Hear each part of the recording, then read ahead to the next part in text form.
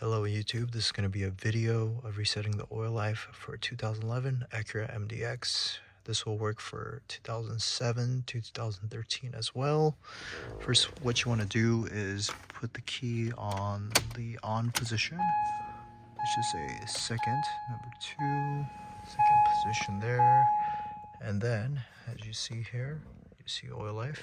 But to get to that, you have to press the arrow up button or the down button to get to the oil life.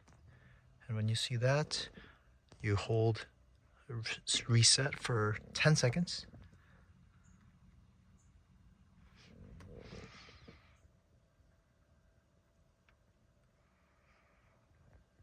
Until this pops up. Then you scroll up and reset it. Congratulations, now your oil life is 100%.